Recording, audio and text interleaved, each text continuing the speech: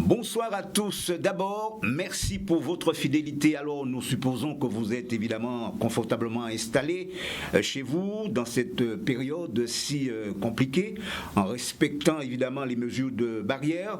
Le sport est en arrêt, et ça, alors si vous le savez, sur toute la planète évidemment, mais nous sommes sortis de notre confinement pour garder le contact avec vous. D'autant qu'il est important de savoir comment vous vivez ce confinement. Ce moment inhabituel, certes, très exceptionnel, n'est-ce pas, Steve? Exactement, donc c'est vrai que c'est une situation vraiment atypique, on peut dire. Oui. Donc vraiment, on n'est pas habitué. Maintenant, ça fait quand même 3 semaines, donc on commence un petit peu à fatiguer de la situation, ça c'est sûr, c'est psychologique surtout, on en a parlé surtout la semaine dernière, par rapport aux psychologues aussi, de la situation. Après, bon, mais par rapport à la situation actuelle, on peut s'estimer heureux. Il y a des endroits, des pays où c'est plus dramatique que nous, donc on a juste une règle à respecter, c'est de rester chez soi. Exactement. Donc éviter tout contact, voilà, nous le faisons, nous portons les gants, nous faisons le maximum quand on va faire des courses, porter un masque, se protéger avant tout. Voilà, donc pour que la situation n'empire pas, mais apparemment, ça a l'air d'évoluer dans le bon sens. D'évoluer dans le bon sens, et c'est tant mieux. Alors, partagez avec vous des moments de joie et être à vos côtés en période évidemment de crise. Cette phrase, et oui, cette phrase souvent prononcée par Pape Diouf. Alors, il n'y a pas si longtemps, il était en Guadeloupe, on se souvient encore, Steve, au mois d'avril 2019, donc c'était l'année dernière. Ouais. Il était venu pour parrainer le séminaire organisé par la Ligue guadeloupéenne de football sur le statut fédéral. Il nous a quittés chez lui, au Sénégal, mardi dernier, emporté par le Covid-19, à l'âge de 68 ans. Écoutez ce qu'il nous disait sur l'évolution, et oui, sur l'évolution du football, avec des mots très mesurés. Pape Diouf. Merci, Président. Nous sommes le président. Alors, c'est vrai, ça fait désormais, je dis souvent avec le sourire que j'apprends avec beaucoup d'applications la paresse, mais en vérité, bon, je suis quand même toujours dans le sport, à la télévision notamment. J'ai aussi à Marseille une école de journalisme et de communication avec Jean-Pierre Foucault, l'animateur de TF1, une école de journalisme et de communication. Je donne des cours là-bas, puis je fais beaucoup de conférences. Oui, j'essaie d'occuper mon temps le maximum possible. Nous rentrons dans le vif du sujet. Le statut fédéral des joueurs, qu'est-ce que ça évoque chez vous? Je crois que le statut fédéral des joueurs est effectivement une donnée aujourd'hui que la Ligue, en tout cas de la Guadeloupe, a mis en chantier. Je pense que c'est un statut qui peut tout à fait permettre le développement beaucoup plus rapide et beaucoup plus réel du football local. Il faut évidemment éviter les showstraps, un peu comme on en a connu à La Réunion par exemple. Mais je pense que c'est tout à fait légitime aujourd'hui qu'en Guadeloupe, ce statut soit, disons, à la surface des discussions. Je suis d'avis qu'il faille peut-être aller plus encore de l'avant, en tenant compte que le football reste une affaire privée et publique. Il faut pour cela que la Fédération française de football soit une alliée objective. Il faudrait aussi que l'État, ou en tout cas ce que les représentants de l'État permettent ici l'installation d'infrastructures pour donner au sport la possibilité d'être pratiqué en élite et en masse. Oui, moi mon sentiment il est quand même que le contrat fédéral reste peut-être, ce n'est pas la panacée, ce n'est peut-être pas la solution de tous les problèmes, mais c'est une marche importante. Oui, je pense que si l'étape est bien réussie, si les choses sont assez bien faites, je crois qu'on peut tout à fait envisager l'avenir avec beaucoup plus de sérénité. Maintenant, il est un fait aussi que les choses ne se passent pas mécaniquement, elles ne sont pas très simples, mais autour de moi, il y a en tout cas beaucoup d'hommes de bonne volonté et je sens chez eux véritablement l'envie d'aller de l'avant, l'envie de réussir. Merci beaucoup, Pape Diop. Plaisir. Bonsoir, Vivian Maletti. Vivian? Bonsoir, Vivian. Bonsoir. Alors je disais que le monde du sport, singulièrement le football, eh bien perd un grand homme qui du reste était ton très bon ami. Comment tu réagis par rapport à une telle situation et surtout une telle nouvelle, une telle déception? Ben, il faut te dire que c'était un coup de massue.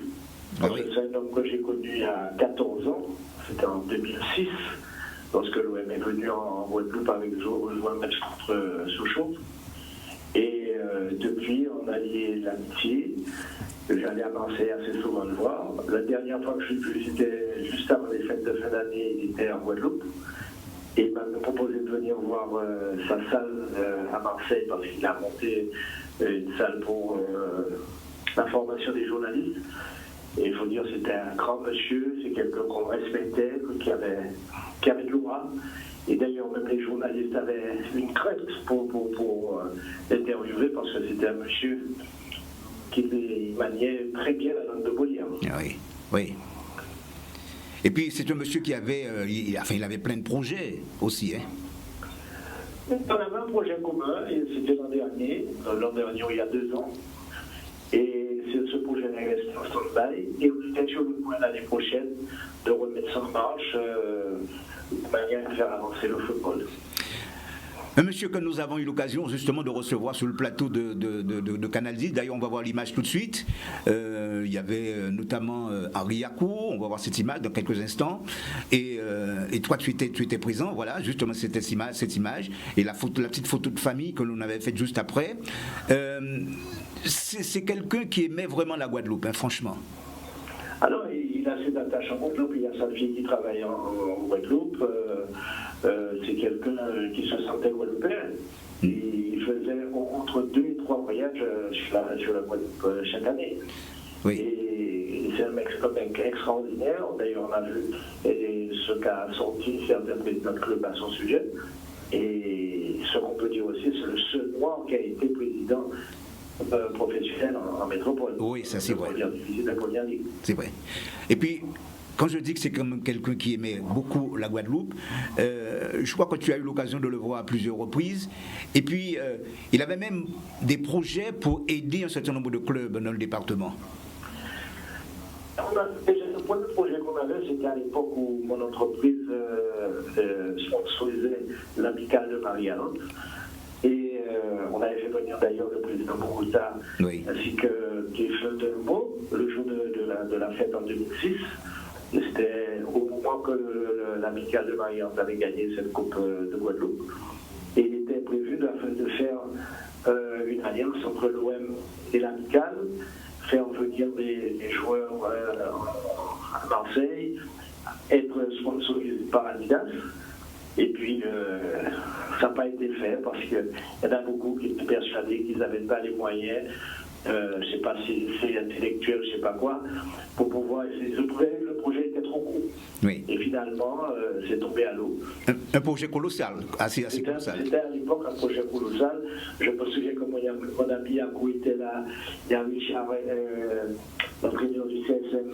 Richard Albert. Qui disait, tu peux nous passer ce projet-là. Ils étaient tous fous. Oui. Parce que c'était un projet qui était déjà bien ficelé avec la direction de concert pour faire voyager les joueurs. C'était un bon projet. Et c'est quand même quelqu'un, c'est vrai, que d'ailleurs tu viens de l'évoquer, il a été président. Agent de joueur. Ah oui, agent de joueur aussi, hein, ça il ne faut pas l'oublier aussi, Vivian. Il est agent de joueur, il est agent de joueur. Oui. Il a été l'agent de David Sommet. Il a une école de journalisme aussi à Marseille, oui, et qu'il a formé pas mal sur le tas. Et c'est le gars qui était respecté, respectable.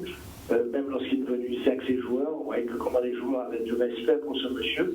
Même lorsque je montais à Marseille assez souvent dans les matchs de foot, on sortait au restaurant ensemble, sur la Canebière ou bien sur les Calanques.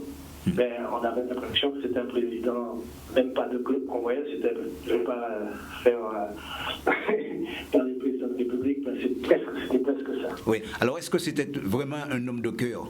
C'est ça la vraie question.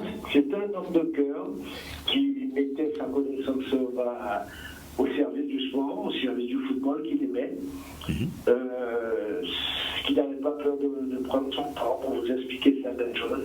Je le voyais dans son bureau à Marseille, il était président, comment il recevait les joueurs, comment il discutait avec les joueurs, avec le staff de l'Olympique de Marseille que j'ai l'habitude de côtoyer, que je côtoie toujours. Et même lorsqu'il a laissé la présidence, j'ai su dans quelles conditions qu'il a laissé la présidence avec Dreyfus, qui était le patron du club. Mais il restait toujours avec un regard sur l'Olympique de Marseille.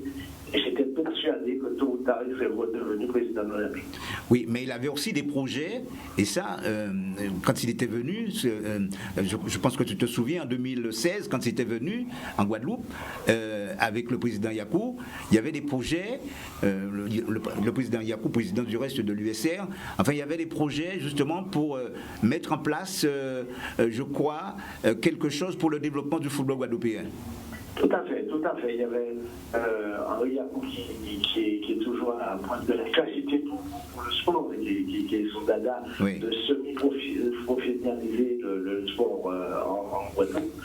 Et il y a eu pas mal de projets de déposer sur la table. Et ça avançait à la vitesse grand V. Oui. Et c'est pour ça que je vous dis, c'est un coup de massue pour nous, parce qu'on a perdu un grand homme. Oui. Le sport, le football à l'échelon mondial a perdu un grand monsieur ce soir. Et ça me fait mal au cœur. Oui, et puis, il y a eu un autre projet qui malheureusement n'a pas abouti. Je crois au moment où l'OM était en difficulté, il avait l'intention justement, je crois, d'investir, en tout cas d'acheter ce grand club, d'être véritablement le patron de ce grand club. Vous voulez me faire dire ce que j'ai pas envie de dire, mais effectivement, on a eu une grande réunion avec beaucoup de chefs d'entreprise, avec des banquiers. Ça s'est passé dans un restaurant de la place. Oui. Nous étions à peu près une vingtaine autour de la table et le projet était alléchant.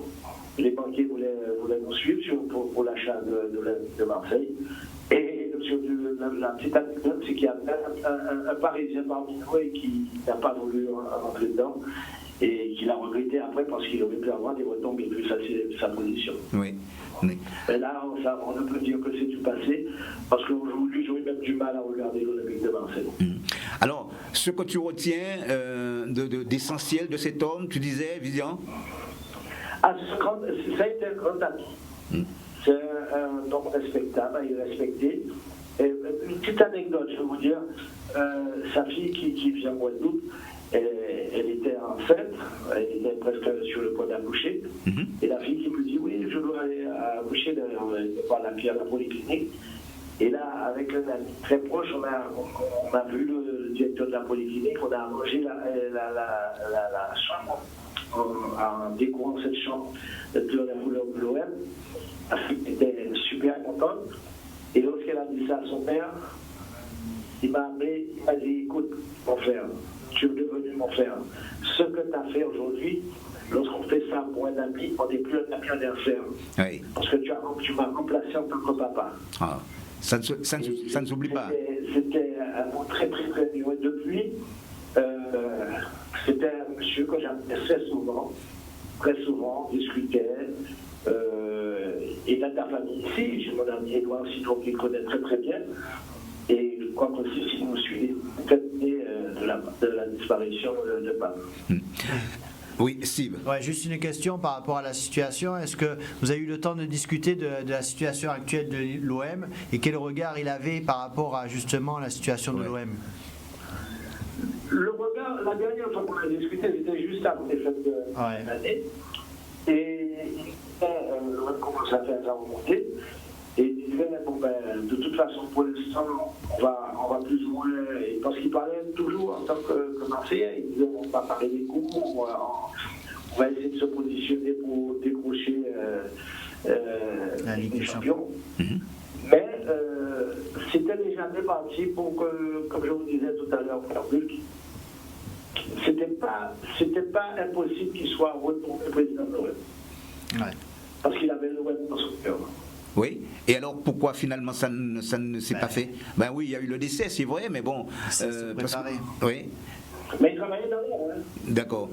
Il travaillait dans l'ombre, il était dans les matchs de l'Olympique de Marseille. Parfois il n'allait pas, mais parfois il y allait très discrètement.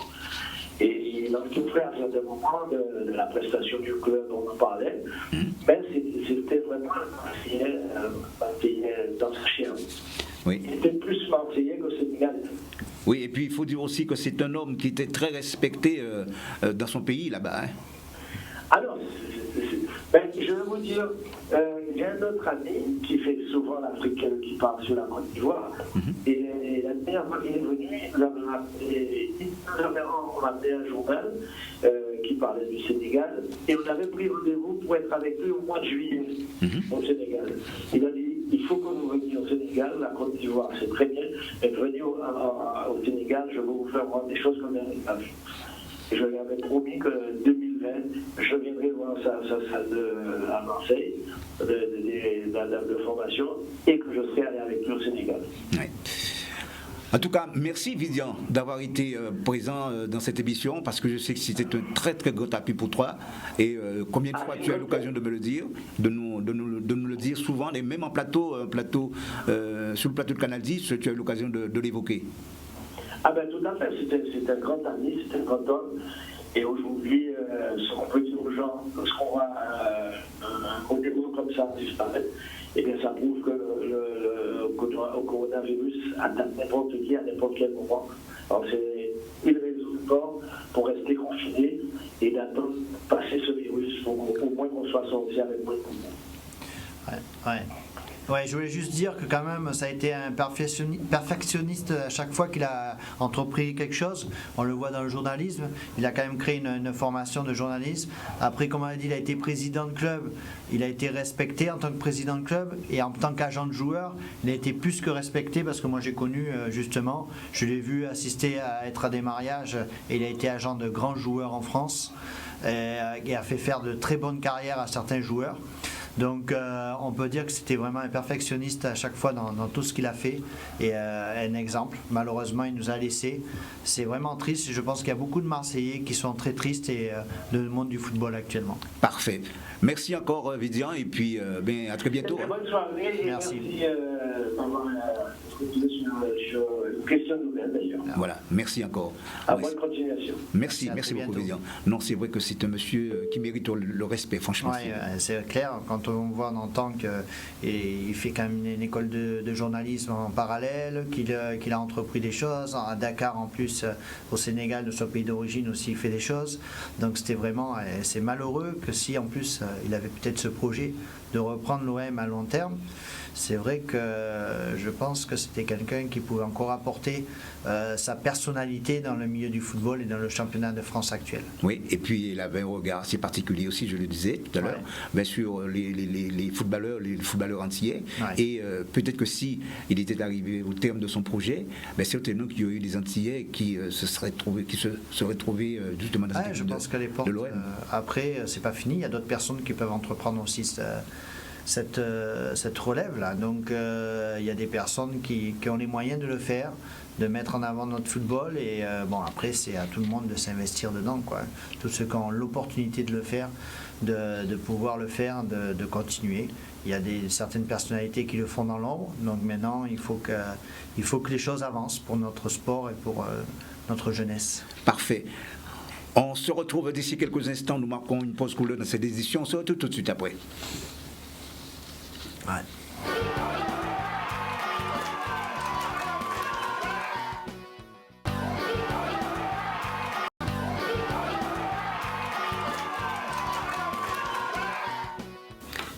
Retour en plateau avec nos invités évidemment, des invités par téléphone évidemment, puisque vous le savez la situation sanitaire fait que les invités, nous sommes tenus de les avoir en direct par téléphone. Philippe Briot par exemple, qui est avec nous en direct. Bonsoir Philippe. Oui, bonsoir Richard. Alors, vous êtes évidemment le chargé de communication et de marketing auprès de la Ligue guadeloupéenne de football. Vous avez eu sûrement des discussions avec Pape Diouf, puisqu'on va encore parler de lui, avec Pape Diouf. Qu'est-ce que vous retenez de lui, de ce grand monsieur? Comme l'a dit Vidian, c'était évidemment un grand dirigeant du football français. Ah oui. Et évidemment qui a marqué son passage à l'Olympique de Marseille. Ce que je retiens, c'est évidemment une grande clairvoyance, vraiment une grande pertinence dans tout ce qu'il analysait, et il avait, j'ai envie de dire, il avait la maturité, le recul nécessaire et la sagesse d'un grand dirigeant du football français. Oui, puis justement, quand je reprends un petit peu ces mots, lorsqu'il parlait du statut fédéral, il disait à quel point que c'était quelque chose qui était bénéfique au football guadeloupéen. Vous vous rappelez? Bien sûr, tout à fait. J'allais ajouter, il nous avait véritablement aiguillé, apporté son expertise, parce que oui. Quand on a été comme lui dans tous les corps de métier, j'ai envie de dire, du football. Alors effectivement, il a été observateur, mais journaliste. Mais quand on est journaliste, et vous le savez, Richard, on connaît quand même bien les arcanes du monde du football. Ensuite, agent de joueur, et évidemment, là aussi, il faut avoir une certaine analyse, expertise. Et puis après, quand on passe tout en haut de la pyramide d'un club comme l'Olympique de Marseille, il y a évidemment des compétences, des connaissances à avoir. Donc c'est tout ça que lui nous a apporté, à la fois son regard du monde professionnel, parce que c'est ce qu'il est question quelque part pour notre football, c'est un petit peu d'arriver, alors évidemment pas à la professionnalisation, mais en tout cas à la structuration, à la on va dire, professionnalisation de notre football. Alors on sait que ça va prendre du temps, hein, attention, hein, je dis pas qu'on va passer tout de suite dans ce milieu-là, mais évidemment quand le président Yakou, qui est également vice-président de la Ligue, qui a des liens forts avec M. Diouf, enfin qui avait des liens forts avec M. Diouf, l'a sollicité, c'est quelque part naturellement qui s'est dévoué, j'ai envie de dire, à notre objectif. Alors, on va parler d'ailleurs d'un autre football ici actuellement, puisque je rappelle que vous êtes vous êtes au fait de la communication auprès de la Ligue guadeloupéenne de football. Qu'est-ce que vous avez dans cette période de confinement, je dirais de crise, qu'est-ce que vous avez dans les tuyaux? Alors d'abord, Richard, permettez-moi de votre antenne pour penser à tous nos licenciés, à tous nos pratiquants, nos dirigeants, nos présidents, nos délégués, nos arbitres, nos jeunes licenciés qui sont un petit peu comme nous, hein, entre quatre murs, et qui ont des fourmis dans les jambes. Oui. On est tous en train de prendre un ballon et de jongler et de faire des arabesques dans les pièces où on peut. Alors, on a justement pensé à nos jeunes licenciés, en tout cas nos jeunes pratiquants. On va y arriver tout à l'heure, Philippe. On va y arriver tout à l'heure parce que c'est très important. Non, mais moi, ce que j'aurais voulu savoir, la Ligue, c'est vrai, est en contact direct avec la Ligue guadeloupéenne, est en contact direct avec la Ligue de Paris, avec la fédération également. Alors, on est rendu à quoi là pour l'instant? C'est vrai. Écoutez, le mot d'ordre de la Fédération française de football, c'est évidemment pour l'instant le confinement, restez chez vous, ça c'est la première règle. Oui. Maintenant, le mot d'ordre du président Le Gret, c'est en tout cas dans les perspectives, c'est quand la situation sanitaire le permettra, c'est aller au bout des championnats. Oui. C'est véritablement le mot, en tout cas c'est le mot d'ordre du président Le Gret. Hein, alors quel que soit le championnat, hein, on est bien d'accord. En tout cas, les championnats amateurs et les championnats régionaux. D'accord. C'est le message qu'il a fait passer au président Dartron, puisque chaque semaine, les présidents des ligues régionales de métropole et d'outre-mer ont des réunions, des visioconférences avec la fédération, avec l'état-major de la Fédération française de football. Et les derniers éléments, alors moi je ne suis pas dans le secret non plus, hein, de la fédération, en tout cas des proches de M. Le Gret, mais en tout cas le message officiel et le mot d'ordre du président Le Gret, c'est de finir les championnats, d'aller au bout. Il y a un petit bémol à cette volonté, c'est que de manière officielle, les coupes ne seront pas jouées cette année. Ça, c'est une information, c'est-à-dire que, par exemple, la Coupe Région Guadeloupe, si toutefois les compétitions venaient à reprendre, puisqu'on est tous évidemment... À l'interrogation non, la Coupe Région Guadeloupe n'aura pas lieu. Ça, c'est certain. Oui, d'accord. C'est une certitude. Donc les coupes n'auront pas lieu. La coupe vive qui devait avoir lieu, elle sera reportée. Elle n'est pas annulée, elle est reportée à une date ultérieure. Pour le moment, une date que l'on ne peut pas fixer évidemment. D'accord. Bon, ça c'est clair. Alors, il y a aussi l'engagement des Guada Boys à la CONCACAF. Par exemple. Alors, là encore, c'est une interrogation. Effectivement, notre sélection devait jouer au mois de mars contre Saint-Vincent-Grenadines, là, la fin du mois de mars, donc quand le confinement et la situation s'est dégradée. Là, pour le moment, là aussi, la CONCACAF, le mot d'ordre a été de reporter les rencontres à une date ultérieure. Maintenant, là encore, il n'y a pas de date fixée. On pouvait penser que certaines dates allaient être on va dire, déterminées ou fixées au mois de juin, pendant la période internationale, mais là, on a vu, notamment pour l'équipe de France, que les rencontres des Bleus n'allaient pas avoir lieu, donc vraisemblablement, je pense que les instances donneront la priorité à la fin des championnats. Oui. Si toutefois on peut aller à la fin des championnats, je parle évidemment des championnats professionnels, puisque c'est comme ça qu'il y a également les fenêtres FIFA. Donc, comme vous le savez, nous on joue sur les fenêtres FIFA. Oui. A priori, il y en avait une du 1er au 9 juin, mais dans ce contexte-là, je vois mal comment on pourrait avoir deux rencontres de qualification pour la Gold Cup en juin. Voilà. Alors Philippe, c'est vrai, bon, on va laisser tomber un petit peu, j'allais dire un petit peu les sous-entendus, les quelques difficultés concernant d'ailleurs nos différents championnats. Mais justement, dans cette période de confinement, vous avez eu cette idée que je trouve, c'est vrai, ça n'engage que moi, très ludique, du reste, c'est un concours de dessin, et oui, qui s'intitule Dessine-moi les Guada Boys. Alors pourquoi cette idée, Philippe Bouillot? Écoutez Richard, comme je vous l'ai dit précédemment, on pense au monde du football guadeloupéen qui a évidemment des fourmis dans les jambes, et on pense à notre jeunesse, à nos jeunes pratiquants, qu'ils soient licenciés ou non, qui sont comme nous, confinés, et puis qui sont à la maison avec leurs parents. Alors évidemment, ils ont des obligations scolaires, délocalisées à la maison, mais ils ont des obligations et ils font du travail chez eux. Donc on s'est dit, pourquoi pas garder ce lien avec notre jeunesse et avec nos pratiquants qui aiment le football, oui, pour les amener à faire quelque chose qui a un rapport avec notre football, avec la Ligue guadeloupéenne de football.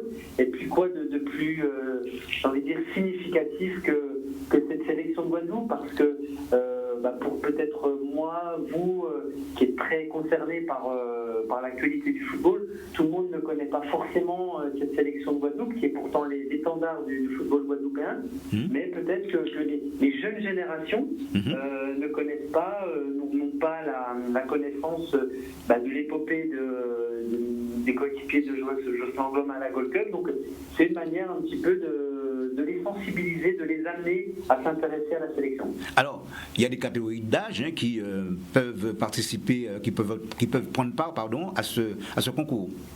Bien sûr, alors on a scindé le concours, on va dire, en 3 catégories d'âge, parce que quand on a 6 ans et quand on a 13 ans, on dessine pas la même chose et on n'a pas le même niveau j'ai envie de dire, d'éveil et d'imagination peut-être, même s'il y a certains enfants qui sont très doués. Alors il y a 3 catégories d'âge. La première, c'est 6-8 ans, 9-11 ans et 12-13 ans. On va voir le flyer d'ici quelques instants, évidemment. Donc chaque enfant a le loisir évidemment de laisser parler son imagination et son esprit créatif. La seule contrainte, j'ai envie de dire, à ce concours, c'est que ça se rapporte à la sélection de la Guadeloupe. Alors ça peut être, nous dessiner un joueur, ça peut être une petite histoire, ça peut être, il y a vraiment une libre expression à cette création. Et l'idée, c'est véritablement que ces jeunes peut-être pas en tout cas s'identifient, mais en tout cas se disent nous l'envie c'était que le jeune pratiquant, en tout cas le jeune passionné de football, nous dessine un joueur de la sélection et pas ce qui pourrait se passer bien souvent, c'est-à-dire nous dessiner des stars du football mondial, autant rapporter la chose à notre football. Et alors, la publication, évidemment, de leurs dessins doit se faire comment ? Alors, la publication, elle peut se faire par deux biais, on va dire, facilitateurs. C'est la page Facebook officielle, il y a un post, il y a une publication explicative sur le concours. Donc les personnes peuvent éventuellement poster leurs dessins sous la publication officielle, ou alors ils envoient le dessin à sgénéral, par mail, à l'adresse sgénéral@lgfoot.fr. S comme Sophie, général@lgfoot.fr. J'en profite juste pour faire cette petite parenthèse. Il y a une jeune pratiquante, une jeune licenciée qui a 10 ans, donc c'est une jeune fille qui nous a fait un très beau dessin hier, on l'a reçu, qui n'a pas fait d'Iguadagold, mais qui a fait un dessin, une création sur la sélection féminine. C'est normal. Elle nous a dit qu'elle croyait en l'avenir de cette sélection et du football féminin, et j'ai trouvé que c'était beau, on va dire, dans la démarche. Alors, c'est pour ça que je précise, c'est que si les jeunes filles souhaitent également nous adresser un dessin qui se rapporte à la sélection de Guadeloupe au Guadagirls, évidemment qu'on tiendra compte du dessin et qu'on les prendra en compte. Et puis il y a quelque chose quand même au bout, je veux dire, en termes de récompense. Alors, c'est ce que j'allais vous dire. La récompense pour le plus beau dessin de chaque catégorie d'âge, c'est-à-dire 6, 8 ans, 9, 11 ans, 12, 13 ans, se verra récompensé d'un maillot de la sélection et d'un ballon. Et évidemment, suivant les productions que nous recevons, suivant par exemple le dessin de cette jeune fille pourra peut-être faire l'objet d'une récompense à part ou d'une autre récompense, parce que toutes les bonnes idées sont à prendre tant qu'elles se rapportent à notre football, et c'est tout simplement ce qu'on recherche, c'est-à-dire des actions positives, parce que dans cette période compliquée pour tout le monde, on a besoin de démarches qui nous font du bien à la tête et au cœur. Oui, et puis ce qu'il faut dire, c'est que les parents aussi peuvent évidemment aider leurs enfants, Steve. Bien sûr, c'est aussi la démarche. On est bien conscient que pour un petit de 6 ans, on va dire la créativité sera peut-être certes sur un ballon, sur le football, mais pour se rapporter à la thématique, ce sera peut-être plus compliqué. Donc on compte évidemment sur les parents pour les aiguiller, pour leur parler de cette sélection qui a connu de belles heures, qui essaie de se reconstruire. Et puis l'idée c'est aussi, je vous disais, ludique, mais à la fois un petit peu pédagogique, parce que les parents peuvent aller chercher des informations sur cette sélection, et puis pourquoi pas en apprendre davantage sur cette équipe-là, Philippe, évidemment, est-ce qu'on a parlé de date limite pour envoyer son dessin? Alors la date limite du concours, c'est le 12 avril. Voilà, très bien. Le 12 avril, donc, on l'a dit, mais sur la page Facebook officielle ou par mail à sgénéral@lgfoot.fr. Steve. C'est une très belle initiative. Bon, c'est vrai que ça permet à tout le monde d'être concerné. Alors bien sûr, après les leçons, je pense que les enfants ont pas mal de leçons, même sinon plus que quand ils étaient à l'école. Donc c'est vrai que les journées sont quand même assez pleines. Maintenant, c'est trouver un échappatoire à côté pour se défouler un petit peu. Alors pour certains, ça sera une bonne chose. C'est vrai qu'il y en a qui ont la chance d'avoir un jardin, donc c'est plus facile. D'autres non. Donc c'est vrai que c'est quand même une situation atypique. Mis en plus ce problème de ne pas pouvoir reprendre le football, c'est aussi d'être un petit peu enfermé. Nous, on en subit un petit peu. Et puis d'être proche aussi. Et puis d'être proche des Guadaboys aussi. Mais ça, c'est normal. Moi, je sais que quand systématiquement, moi je partage systématiquement les affaires des Guadaboys, de la Ligue, des vidéos ou quelque chose, donc c'est pour mettre bien sûr toujours en avant nos Guadaboys et l'intérêt qu'on a surtout d'avoir une équipe qui soit représentable et qui puisse nous représenter pour le mieux, quoi, c'est tout. Donc on est en Guadeloupe, pour moi c'est essentiel de faire partager ces images. Merci Philippe d'avoir été en direct dans cette émission. À votre disposition, Richard, et puis je passe le bonsoir à Steve, et puis bon courage dans cette période, et encore bravo pour votre implication tout au long de l'année pour notre football. Merci beaucoup, et puis bon confinement, Steve. À bientôt. Mais je dis Steve pour ne pas dire. Pour ne pas dire Philippe. Voilà, on s'est compris. On va continuer justement dans cette période de confinement. Et oui, il était important de savoir. Pourquoi pas? Comment vous comportez, vous, joueurs, mais également les présidents de club. Et c'est Victor Ramlal que nous avons joint. Écoutez ce qu'il nous dit, Victor Ramlal, concernant son confinement et puis surtout ce qu'il pense d'ailleurs de cette situation actuelle. Victor Ramlal. Bonsoir à tous. Victor Ramlal, en ma qualité de président du Phare de Petit Canal, je viens vous faire une petite déclaration dans l'émission de Richard Etienne, s'agissant de la situation exceptionnelle dont on vit actuellement, qui est pour moi une première, et sans doute une première pour l'ensemble des gens qui gravitent autour du phare, les 367 licenciés, et voire pas mal d'autres personnes au niveau de la Guadeloupe d'une manière générale. C'est vrai qu'on vit un confinement un peu difficile, qu'on n'a pas l'habitude de voir, parce qu'en fait, quand il y a un cyclone comme on connaît de temps en temps ici en Guadeloupe, les gens sont confinés la nuit, voire un jour, voire deux. Maintenant, c'est 2 fois 15 jours. On est obligé de s'y adapter par rapport à la dangerosité, je dirais, de ce coronavirus. Donc, à travers les réseaux sociaux, via WhatsApp, etc., on se permet d'avoir des contacts. Moi, en tant que président, via les dirigeants, via les techniciens ainsi que les joueurs.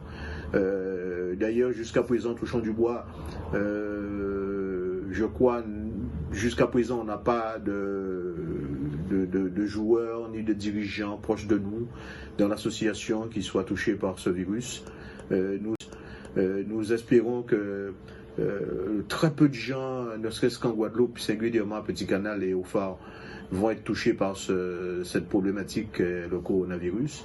Nous voulons dire simplement que pour l'instant, notre priorité, c'est de savoir que tout le monde est bien confiné et que l'ensemble de la population de la Guadeloupe se pose qu'une question, même s'il y avait le football, même s'il y aura le football, et que on est obligé de parler de la santé des gens avant tout, de parler de ne serait-ce que la reprise de football. Oui, alors c'est vrai que le coach Richard Albert, que vous connaissez très bien, hein, Steve, fait un état global de la situation. En mettant l'accent sur quoi? Sur tout ce qui est prioritaire, cela s'entend. Il donne son point de vue sur la suite de la saison. Écoutez Richard Albert.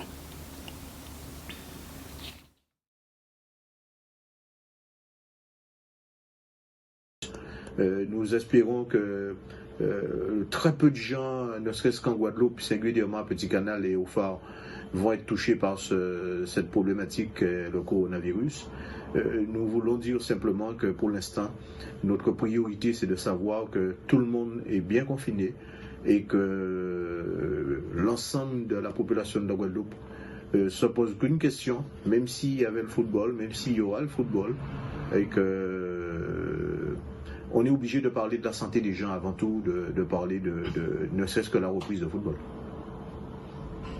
Et le petit jeune vient après. Chut, c'est en direct là.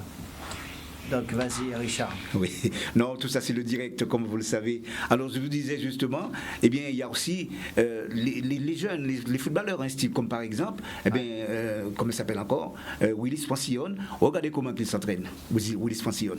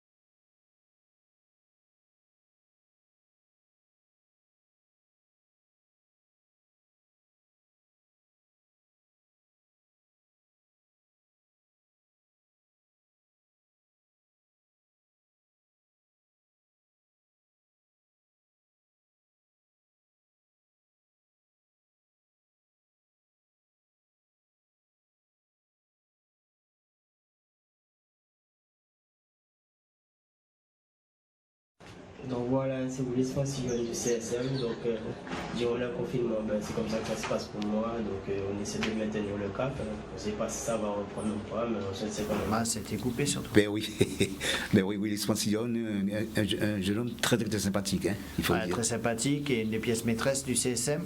Donc c'est un petit peu, tous ceux qui ont le moyen de pouvoir le faire, qui ont un petit peu des places, je pense que c'est une façon aussi de se défouler, d'un petit peu sortir des toxines. On en a besoin de bouger en tant que sportif.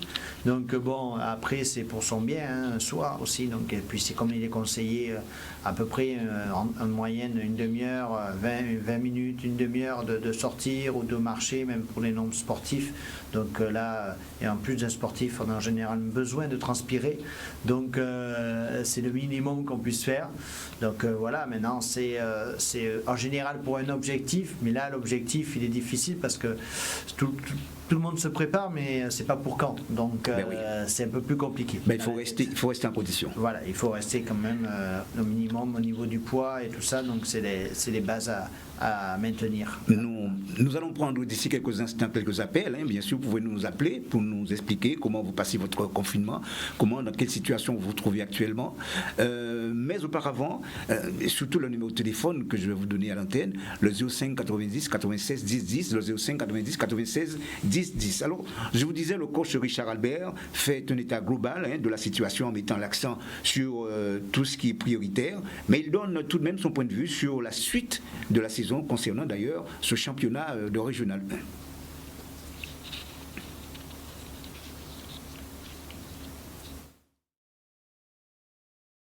1. Effectivement, c'est un moment très difficile que nous connaissons. C'est un virus qui fait des dégâts et qui fait vraiment peur. Le monde entier effectivement est confiné. On essaie de s'adapter au mieux. Donc il faut respecter les consignes. C'est ce qu'on dit à tout le monde. Rester à Casa Azote. Je ne suis pas forcément chez moi, mais là je suis en footing. Donc on s'occupe comme on peut. Bien sûr, il y a le télétravail qu'on essaie d'organiser. Moi qui suis enseignant avec les élèves, c'est pas facile, mais bon, il y a des moments où on a du réseau, des moments moins. Mais c'est pas évident, mais on s'y fait. Après, effectivement, on s'adonne à des activités sportives. Moi, régulièrement, je vais faire mon footing. D'ailleurs, je viens juste de terminer. L'après-midi, un peu de vélo le matin quand c'est possible chez moi. Après, il faut continuer quand même à garder le contact avec notre public. Hein. Ce qui me concerne, les joueurs, on partage de temps en temps des petites vidéos, des petites blagues, des petits audios sur le groupe que nous avons. Là aussi, chacun va qu'à ses occupations de manière individuelle. On ne sait pas ce qui se passe. Il y en a qui ont plus de problèmes, certains que d'autres. Après leur avoir donné un programme de travail, je dirais que pas spécialement. On en a parlé un petit peu au début, mais chacun essaie de voir à son niveau ce qu'il peut faire. Ce sont des amateurs et je crois qu'ils ont leurs propres problèmes à gérer. Donc on a préféré laisser ça libre et de temps en temps on s'envoie des petits messages pour comprendre ce qui se passe. Et pour le reste, on fait au mieux de ce qu'on peut. Après la reprise de compétition, je ne sais pas si c'est possible ou pas. Ce serait une bonne chose, mais je crois que ça va être très compliqué. Et il y a d'autres priorités en ce moment. Les gens sont vraiment et seront surtout après disposés à reprendre une vie normale. Le foot, ça passera secondaire. Après, s'il faut vraiment reprendre, si la Ligue arrive à organiser quelque chose, on verra bien. Mais en tout cas, ce que je peux dire à tout un chacun, c'est de garder confiance et ça va redémarrer. Et c'est sûr qu'on va retrouver ce plaisir-là. Et c'est un passage obligé de notre génération. Et bien, on s'y fait comme on peut. C'est vrai, un grand point d'interrogation, Steve, concernant d'ailleurs. Un point d'interrogation, comme elle a dit, tout à l'heure on a discuté pour la préparation. Donc lui, il a préféré de laisser libre un petit peu les joueurs, c'est un peu normal. Après, c'est pas des professionnels, comme il a dit. Donc, même si leur corps c'est pour leur santé, mais en quelque part, c'est ces interrogations de savoir justement où va reprendre. Et lui, il est un petit peu dans mon idée aussi. Moi, je pense qu'une saison blanche, ça serait la bienvenue parce que je pense que la priorité est avant tout la santé. Alors après, c'est pas ce qui a été vu pour l'instant au niveau de la Ligue. Enfin, surtout au niveau de la Fédération française. La Ligue dépend de la Fédération française, donc en quelque sorte. Après, objectivement, c'est vrai que la priorité, c'est avant tout la santé. Sans santé, on ne pourra pas faire de sport. Oui. Donc, avant tout, c'est se sécuriser et faire très attention à ses alentours aussi, de ne pas contaminer les gens, on ne sait jamais. Donc, de se protéger. Donc, on a, comme il a dit, le président Ramlal, c'est atypique parce c'est une situation, on n'a pas l'habitude, on a pu s'habituer sur les intempéries avec les cyclones ou quelque chose, donc soit on est coupé d'électricité un bout de temps, mais ça ne dure pas. Là, c'est quand même quelque chose qui dure. Mais le réconfort, c'est qu'on a quand même justement de l'internet, on a de la télévision, on a quand même un confort qui nous permet de ne pas être malheureux par rapport à d'autres pays, quoi. Le prochain sujet, je vous propose de regarder justement ce sujet tourné par nos confrères de Guafoot TV qui ont suivi Richard Albert, qui est le coach du CSM. Il y avait Fabien Béral également et sans oublier aussi Larry Clavier. Ils sont en pleine préparation. C'est un exemple à suivre. Coronavirus. Il n'y a pas que le foot dans la vie. Il n'y a pas que le foot dans la vie. Il n'y a pas que le foot dans la vie. Il n'y a pas que le foot dans la vie. Pour vous protéger et protéger les autres du coronavirus, adoptez ces gestes simples. Lavez-vous très régulièrement les mains ou utilisez une solution hydroalcoolique.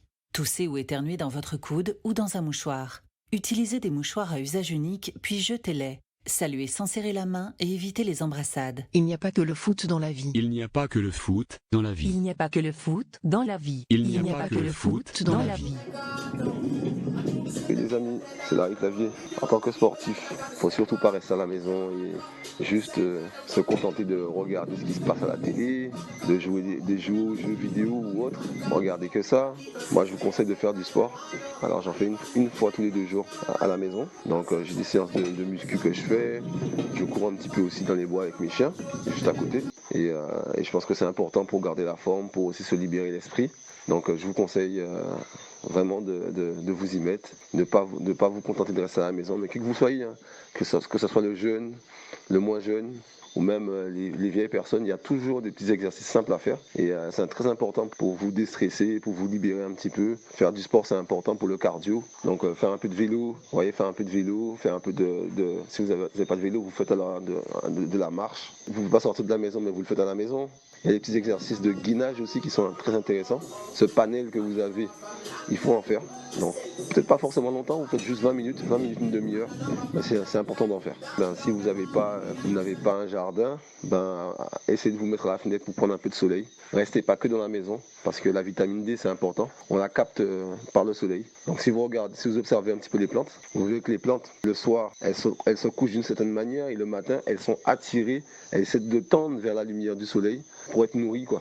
Donc vraiment, le soleil, c'est un aliment, ça vous nourrit, ça vous apporte de l'énergie, et surtout la vitamine D, qui est essentielle pour la bonne santé, même le médecin de la santé, quoi. Prenez soin de vous. Et en ce 1er avril, finissons sur une note d'humour, car sachez-le, le rire, les fous rires, plusieurs fois par jour, permettent non seulement de se détendre en phase de confinement, mais des chercheurs de Stanford en Angleterre ont démontré que le rire peut augmenter le nombre d'anticorps et de cellules immunitaires dans votre sang et votre salive. Alors, riez avec ce Guyanais, c'est bon pour votre santé. Comme tout le monde s'y met, moi aussi. Alors on va faire des exercices de gainage, d'accord. Donc 10 séries, d'accord. On va faire 10 séries de pompes, de 10 à 15 pompes selon votre corpulence et comment vous le sentez, ok. Pas garder mon couple, mon confinement. Allez, on y va. 1, 2, 3. Voilà, vous continuez. Bon, je vais boire un coup avec mes cousins, c'est bientôt l'heure de l'apéro. Alors vous faites ça, comme ça, et puis après, voilà, vous prenez une pause à 10-15, vous recommencez. Je sais pas que ça à faire, j'ai soif. Information coronavirus. Il n'y a pas que le foot dans la vie. Il n'y a pas que le foot dans la vie. Il n'y a pas que le foot dans la vie. Il n'y a pas que le foot dans la vie. Pour vous protéger et protéger les autres du coronavirus, adoptez ces gestes simples. Lavez-vous très régulièrement les mains ou utilisez une solution hydroalcoolique. Toussez ou éternuez dans votre coude ou dans un mouchoir. Utilisez des mouchoirs à usage unique, puis jetez-les. Saluez sans serrer la main et évitez les embrassades. Il n'y a pas que le foot dans la vie. Il n'y a pas que le foot dans la vie. Il n'y a pas que le foot dans la vie. Il n'y a pas que le foot dans la vie. Oui, il a fait combien de pompes, Steve? À 3 exactement. 3 il s'est arrêté, bon mais c'était son choix. Donc c'est bien, c'est parti d'une bonne idée positive de faire du sport. Bon après derrière c'est pas très conseillé on va dire. Mais bon, comme on a dit, c'est un petit peu un brin d'humour en ce moment difficile et comme on dit, ça fait du bien aussi de rire un petit peu parce que dans ce moment difficile, on a besoin, comme il a dit, ça fait du bien pour la santé. Se détendre. Ouais, exactement, se détendre l'esprit et c'est ce que je reproche un petit peu à la télé justement. On n'a pas assez d'émissions ou de choses qui nous permettent de nous détendre un petit peu, ou même au niveau des films. Moi quand j'essaye de films, je vois tous les 2 jours, j'essaie de regarder des films, mais j'essaie de mettre des films comiques un petit peu pour se détendre un petit peu l'esprit. Ouais, voilà, c'est ça, puisque c'est vrai, avec tout ce qu'on entend en termes d'informations, on a envie quand même de changer un petit peu. On encaisse beaucoup en peu de temps, quoi. C'est vrai. C'est beaucoup d'informations et pas très positives, donc on va rester positif, même si on leur dit aux gens de rester chez eux, mais un peu de se diversifier dans leur choix et surtout de rire un petit peu dans la journée. Bonsoir Nathalie Vainqueur. Bonsoir Nathalie Vainqueur. Oui, bonsoir. Alors Nathalie Vainqueur, vous êtes naturopathe. Je vous ai gardé pour la fin. Eh bien, d'abord, vous les avez vus à l'heure. Hein. Il est vrai, quand on est en mode de confinement, eh bien, il y a la sensation de manger souvent n'importe quoi, que l'on soit sportif ou pas. Eh bien, qu'est-ce que vous avez envie de dire à nos compatriotes? Déjà, bonjour à toute la Guadeloupe. Nous vivons une pandémie, quelque chose dont nous n'avons pas du tout l'habitude. On avait les cyclones, mais c'était une journée ou 2. Mais là, 2 semaines, 3 semaines, c'est vrai que ça devient de plus en plus difficile à supporter. Mais il faut toujours rester confiné pour ne pas aggraver les choses. Et c'est sûr que les sportifs et tout le monde, les choses deviennent de plus en plus difficiles. Oui.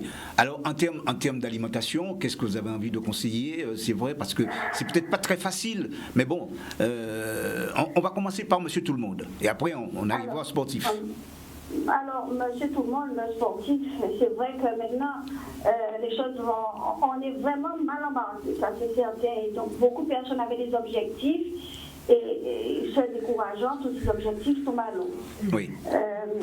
Nous avons, pour les sportifs, eux, ils avaient des matchs, ils avaient des entraînements, ils ne l'ont plus. Donc, il est sûr que la motivation n'est plus au rendez-vous. Oui, ça c'est vrai. Et le fait d'être confiné, évidemment, va concerner l'alimentation, notre nutrition. Donc, ce qui serait important, donc, cette contrainte à une activité nous encourage, on est tenté à grignoter un petit peu tout au long de la journée et surtout des choses caloriques. Caloriques, nous aurons éliminé si par exemple on faisait des activités. Donc je pense au chocolat, aux sucreries et à l'alcool. Et ce qui n'est pas bien pour la santé. Il y a notre aspect, nous avons perdu nos repères, donc on se réveille tard, on mange, nos repas sont décalés, et on a tendance même à sauter. Donc ça, c'est très important. Il faut vraiment prévenir cette anarchie, cette déstructuration, je dirais, de notre alimentation, parce qu'évidemment, on va prendre du poids. Et ce poids fera qu'on va avoir un relâchement musculaire et une acquisition de matière graisseuse. Donc, qui dit prise de poids, dit perte de puissance pour les sportifs et démotivation pour celles et ceux qui ont déjà quand même perdu un certain nombre de kilos et qui ont été satisfaits dans les efforts qu'ils ont entrepris. Une chose est certaine, c'est qu'il faut absolument garder, malgré le confinement, avoir un rythme alimentaire constructif, c'est-à-dire toujours manger 3 repas, même si on se réveille tard, garder toujours le repas matin, midi et soir. Ça, c'est très, très important. C'est sûr que notre alimentation sera en fonction de notre activité. Oui. Donc, qui dit activité, on ne peut pas sortir et je n'encourage personne à sortir, mais on va travailler le cardio, on va faire des exercices pour pouvoir toujours maintenir ces performances et ne pas avoir de perte musculaire. Oui, tout en respectant les mesures de barrière. Ah, ça c'est certain. Oui. Vaut mieux prendre des kilos et être en bonne santé qu'aller absolument vouloir perdre du poids et puis finalement tomber malade. D'accord. Non, je parle d'exercices qu'on peut faire à la maison. Alors, ces exercices, ce serait quoi? Ou c'est quoi? Alors, en règle générale, pour les athlètes, ça va être du cardio, un peu de musculation. Les footballeurs, il faut qu'ils gardent leur masse musculaire. Donc, il faut qu'ils s'entraînent et qu'ils réadaptent leur sport quotidiennement en faisant surtout du cardio et du raffermissement musculaire. Mais pour pouvoir y arriver, il faut que les apports en protéines soient aussi au rendez-vous. Équivalents. D'accord. Alors, il faut surtout surveiller l'augmentation de cet apport protéiné. Donc, on va trouver les protéines végétales, les protéines animales. Je pense par exemple au poulet, aux œufs, aux poissons, et puis tous nos haricots, toutes les légumineuses qui vont constituer un apport très important en protéines pour les sportifs et pour celles qui veulent perdre du poids. Donc, ça va être les haricots, lentilles, pois chiches, pois cannes, tous les pois que nous avons. D'accord. Alors, Nathalie Vainqueur, très souvent, on essaie de prendre ce qu'on a sous la main, comme par exemple des pâtes alimentaires, par exemple. Est-ce que c'est conseillé ou pas? Alors, vu que on n'a pas une activité importante pour pouvoir éliminer ces féculents, il faudra l'adapter aux exercices physiques qu'on fera pendant la journée. D'accord? Donc à ce moment-là, par exemple, les pâtes, on va les garder uniquement pour les midis et garder les proportions qui ne seront pas du tout les mêmes si on avait un match à faire le soir. Donc, en règle générale, je conseille de prendre au petit déjeuner, par exemple, des œufs, une tisane. Alors, avec le virus qui court, on a foison de plantes ici qui seraient conseillées. On peut les connaître à peu près? Le gingembre, la citronnelle, qu'est-ce qu'on peut prendre encore? L'armoise, en fait, toutes ces infusions qui pourraient remonter le système immunitaire. Donc, par exemple, le prendre le matin au lieu de prendre du lait, par exemple. Ensuite, les sportifs, tout le monde devrait consommer un petit peu plus de fruits. Là, maintenant, ce que j'ai beaucoup apprécié, c'est qu'il est mis en valeur nos produits du terroir. Donc, ils sont proposés des paniers avec tous nos fruits, nos légumes. C'est une excellente chose. Voilà, sachant qu'on ne mange pas lourd le soir. D'accord? Donc, au petit déjeuner, consommer du miel, s'il y en a, au lieu de consommer du sucre, des œufs, des fruits. D'accord. Voilà. Et pour le déjeuner? Alors, pour le déjeuner, là maintenant, c'est nos racines. Je vois les paniers qui sont proposés.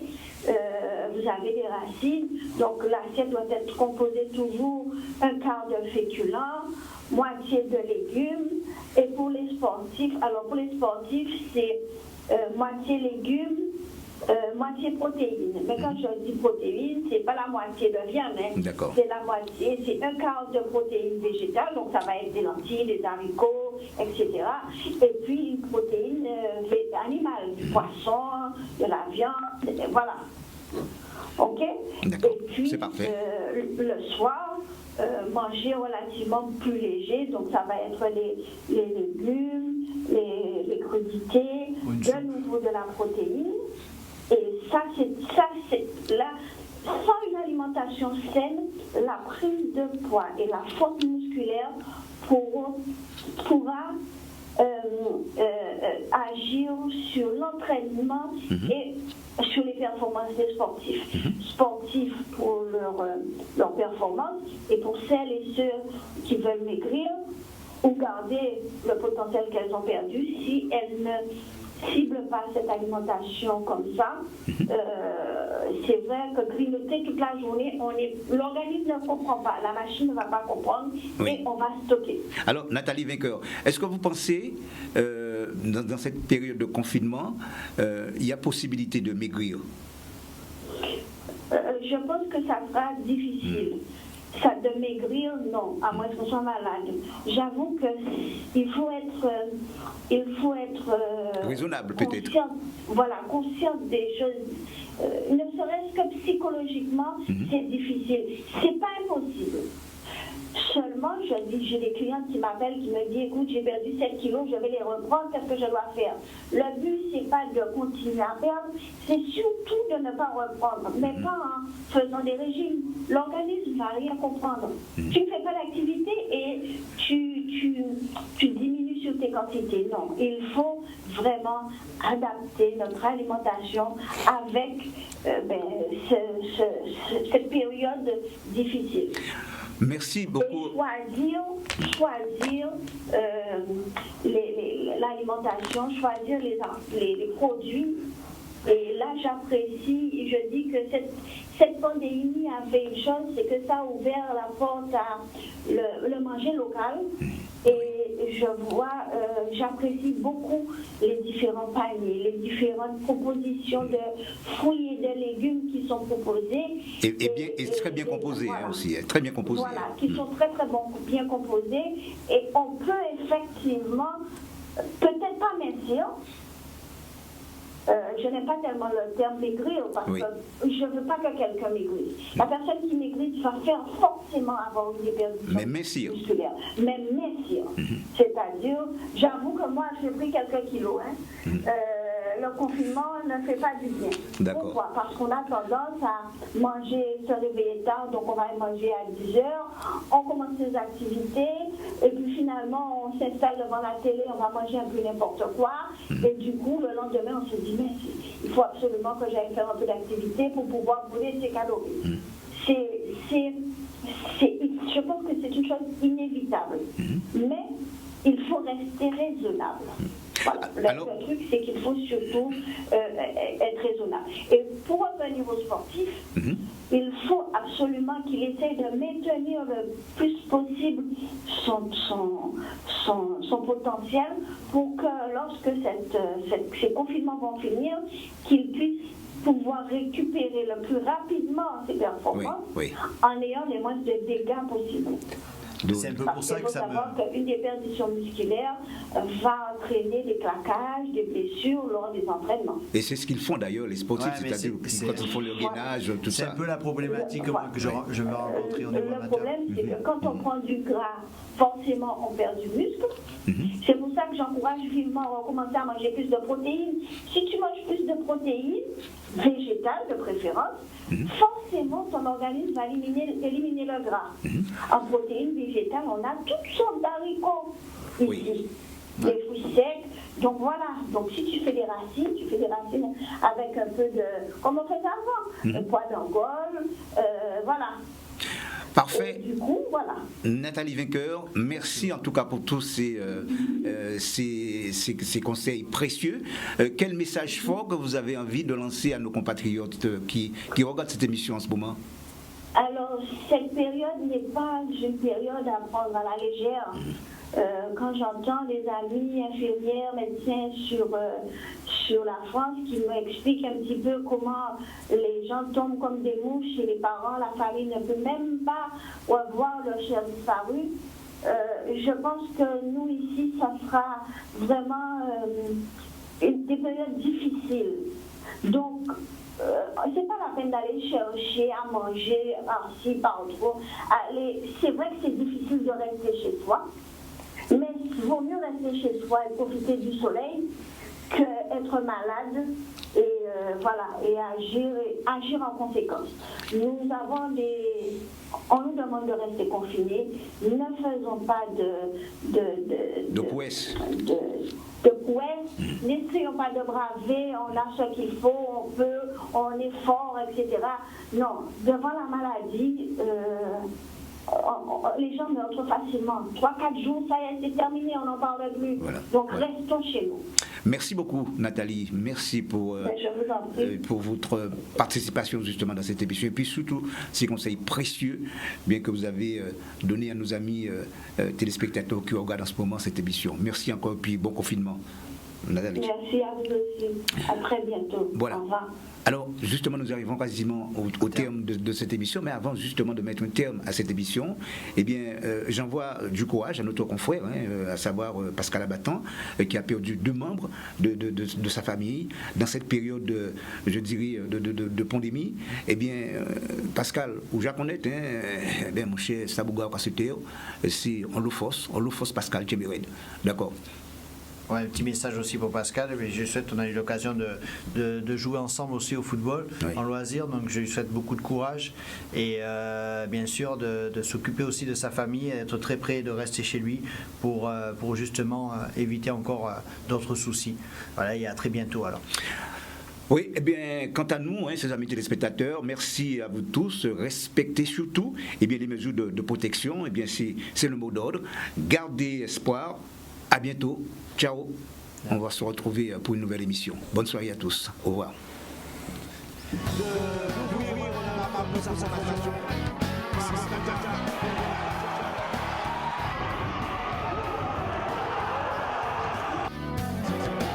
Et